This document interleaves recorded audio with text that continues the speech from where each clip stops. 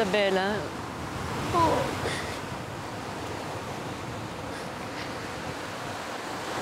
Hindi kita tunay na anak. Ano? Hindi ako ang nanay mo.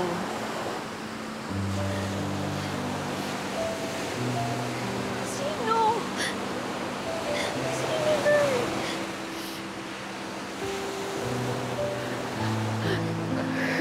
Patay na ang mga magulang mo eh. Namatay sila sa isang pagsabog. Bata ka pa noon, maliit ka pa lang. Kilala niyo sila?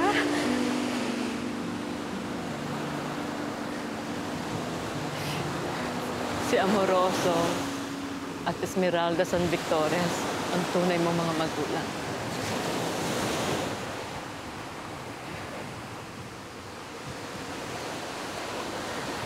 Ikaw si Antonina. Antonina San Victorias ang tunay mong pangalan. Ikaw ang nawawalang apo ni Dolores San Victorias. Nandun ako nang mangyari ang trahedya sa pamilya mo. Alam ko may mangyayari ng gabing yon. Kung ano yun, hindi ko alam. Kaya nagpunta na rin ako para makiramdam. Hindi ako nakapasok. Ako na rin ang nahiya. Pero napakalakas ng kaba ng dibdib ko ng gabing yun. May nakita ako isang lalaki tumatakbo. May hawak na bata. Si Amoroso. Anak, dito ka lang, ha? Dito ka lang. Basta huwag kang alis dito, ha? Basta makinig ka kay Daddy. Listen to Daddy. Stay here. Okay?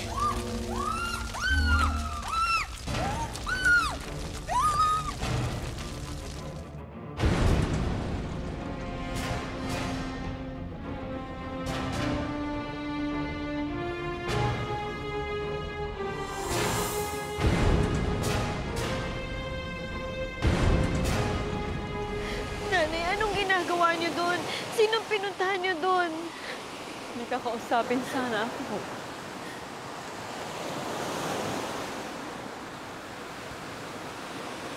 Sino? Sino kakausapin niyo doon? Ang ama mo, si Amoroso.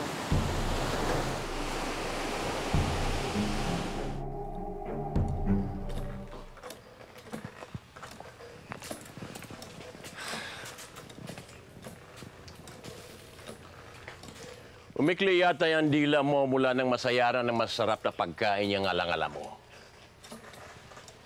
Dati-dati, napakateretitat mo sa daldal. May iniisip lang ako. Mas mahalaga pa ba yung iniisip mo kaysa bagong testamento ni Dolores sa mga plano natin? Bakit? Ano ba nakalagay sa bagong testamento ng Lola? Gaya pa rin ng dati. Walang pagbabago. Ang kalahati ng kayamanan sa iyo pa rin mapupunta. At ang kalahati sa mga nakatira dito sa bahay na ito.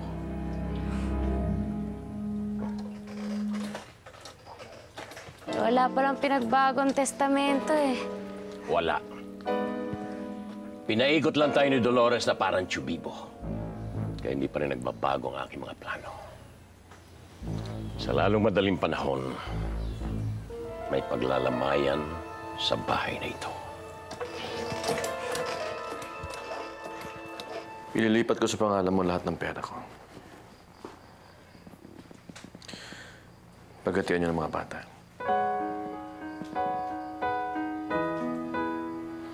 Pera sa pera na lang ba talaga ito, Joaquin? Hindi ba? Joaquin, mahal kita. Mahal kita, Joaquin.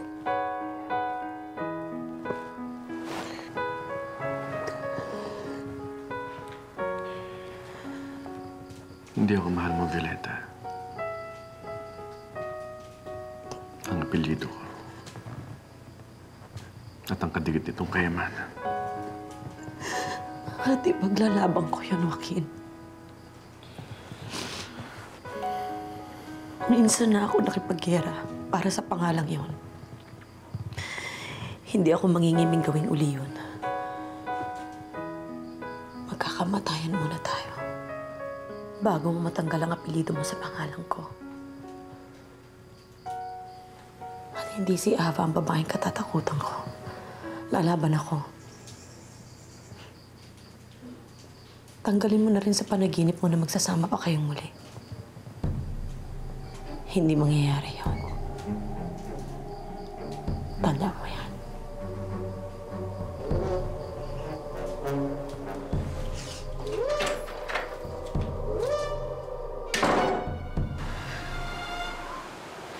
Anak, yun ang dahilan kung bakit kita nilalayo sa pamilya ng mga San Victorias. Umalis ka sa bahay nila na may nagtatangka sa buhay mo. Pag bumalik mo, alam ko, nandun pa rin ang panganib. Nanay, hindi totoo yan. Hindi totoo yan, nanay, di ba?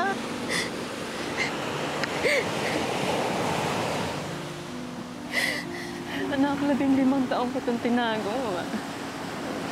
Hindi rin madali para sa akin to. Nahihirapan din ako. Alam ko, hindi ka basta-basta maniniwala sa lahat ng mga sinasabi ko. Pero anak, yun ang totoo.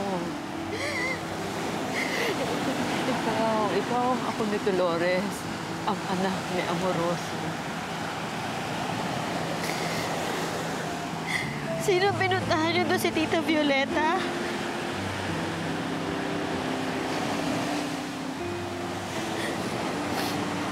Marami ka kami hindi nalalaman tungkol sa buhay mo. Huwarin mo.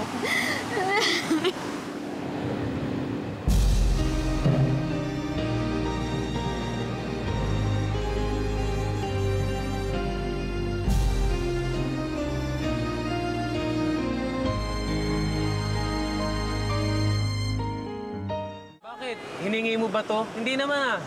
Dagdag swerte lang to sa'yo. Kumbaga sa English, ang tawag dyan na ice cream on a cake. O flowers, Ben?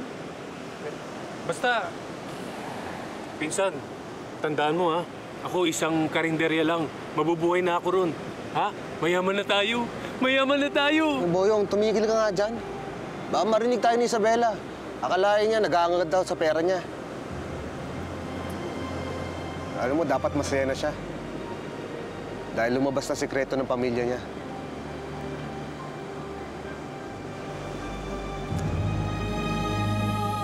Puso ko'y narito, naghihintay. Hi, good evening po. Good evening. Di ba ikaw si Antonina San Victores? Ako nga po. Nandiyan po ba si Santi?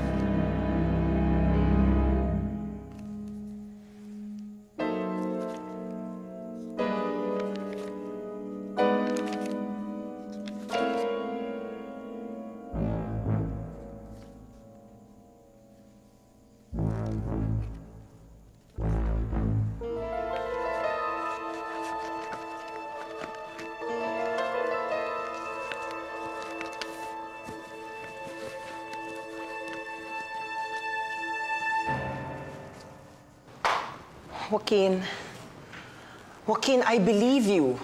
In fact, inutusan nga ako ni Ava na huwag kang papasokin pero pinapasok pa rin kita. The thing is, she's not here. Nasaan ba siya? You know as well as I do na maraming tinatagong sikreto si Ava sa katawan. I don't know where she is. Ayaw na ba niya ako makita?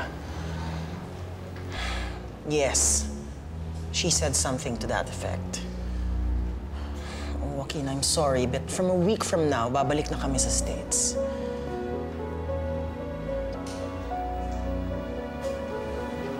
Well, pakisabi na lang sa kanya na kahit hindi niya ako balikan, ihiwalayan ko pa rin si Violeta. Kung hindi ko siya makakamit, mas mabuti pa mag-isa na lang ako. Pare-pareho na lang kaming talo.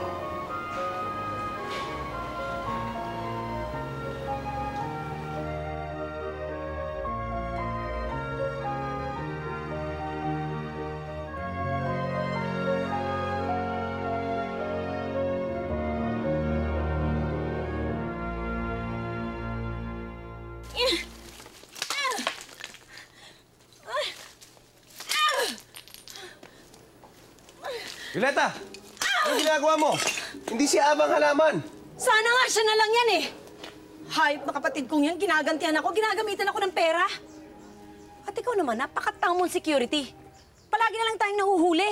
Eh, paano? Hindi natin alam mga kalaban natin. Kaya lagi tayo pinagpaplanuhan. Pero ngayon, iba na. Nag-iisip ka rin pala. May utak ka rin pala. Akala ko puro init ka lang eh. Tama ka. Kilala na natin ang mga kalaban natin, kaya pwede na natin silang pagplanuhan. Pwede mo na rin gamitin yung baril mo. Total, matagal-tagal ko na yung hindi nadidinig. May bala kang gumanti kay Ava. Hindi lang yon. Pipira-pirasuhin ko siya, tatantarin ko siya ng parang bawang. Walang hiya siya. Binalikan niya ako, pues, gigisahin ko siya sa sarili niyang mantika. Hayop siya.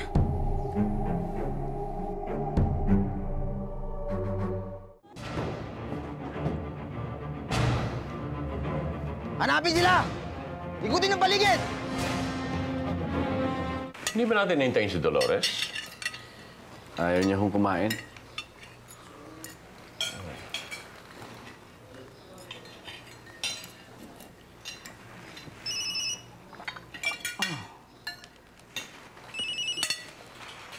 Hello? Ma'am, nakatakas sila. Ano?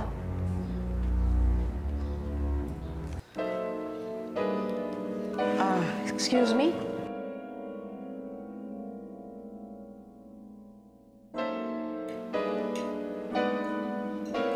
Antonina, Iha, bakit hindi mo dalhan ng pagkain ng lola mo? Baka namumuti na ang mata mo sa gutom. Halika. Paghanda natin.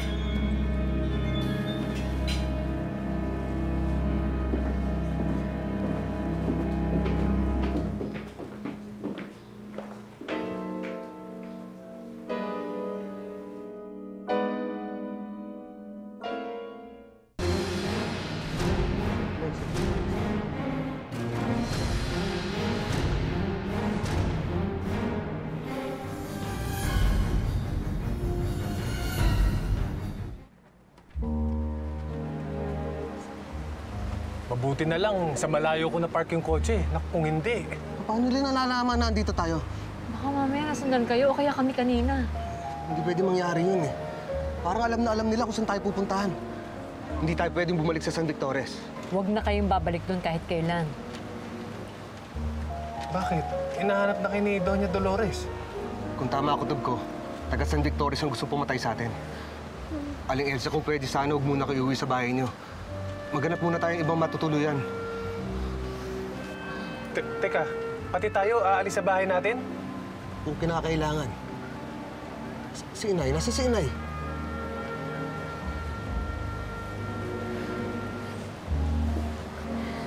Ikaw nang bahala dyan.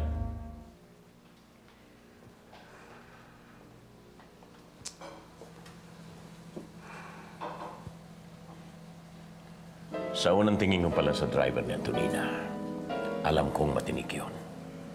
Paano mong nalaman yung lugar na yon? Leticia, gala ako nung kabataan ko. May kilala ko doon. Sino? Isa sa mga babae mo? Ganun ba? Kilala mo nga ako. Hindi ko naman ipinaglihim sa iyo ang tungkol sa mga babae ko, ha? Mabuti pa, bumalik na tayo sa mesa. At baka maghinala si Joaquin. Alam mo, natatakot ako para kay Dolores. Kagabi pa niya ayaw kumain. Ayaw niyang sumabay sa atin. Ayaw niya akong kausapin. Isang pagkakataon na lang ang iniintay natin. At mawawala na yung problema mo. Kapag wala na si Dolores.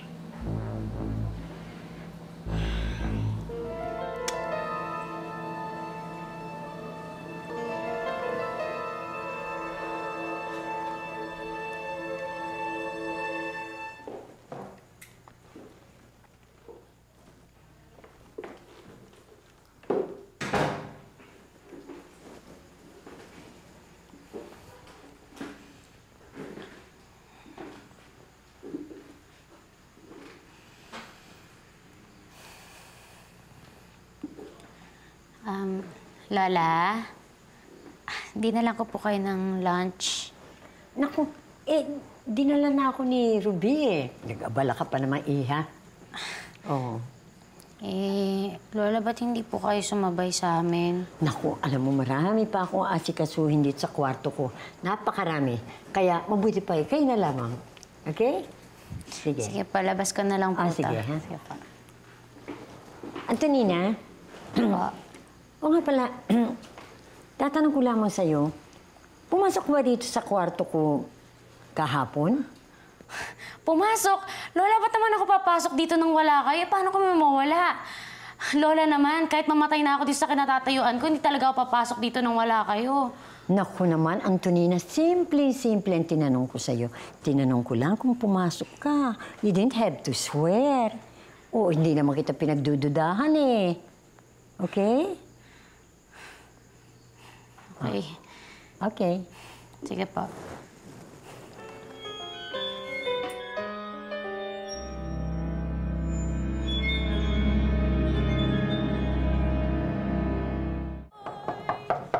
Nay! Nay!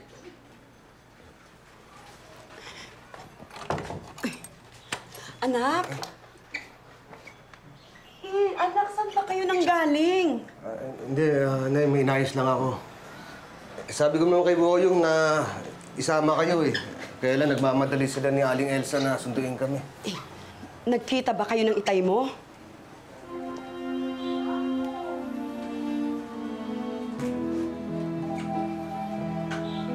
Patay na ang itay. Kung bakit naman kasi iniwan mo pa to eh. Eh si Aling Elsa naman eh, trinamaan ako ng tamang panik. Eh di na ako nakabalik dito. Baka daw kung ano na nangyari sa inyo eh. Anak, nagpunta dito mga kaibigan ng tatay mo. Hinahanap kayo. May nagpunta rito? Oo nga, mga kaibigan ng tatay mo. Anak, hindi ako naloloka.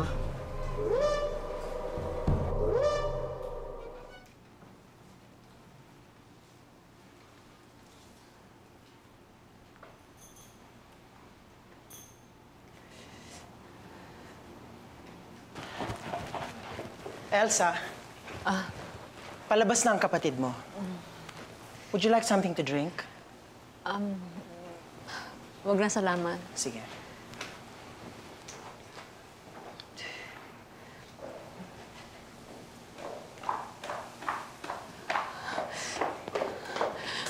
Aba, tago mo kami kasi si Isabela nanganganib ang buhay niya. Ano? Pero ate, pabalik na ako sa Amerika. Sino ba siya?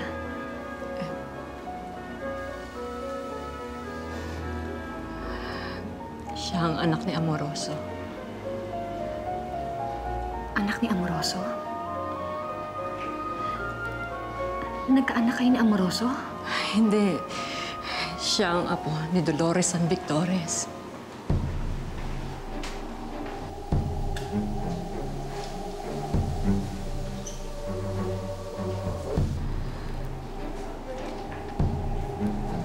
Inay, ang sabi niyo may nagpunta rito? Oo nga. Ipagtanong mo pa dyan sa akin. Kay Saning dyan sa mga kapitbahay. 5 lalaki. Sinabi ko na nga ba eh. May nakapagsabi kung nasaan tayo.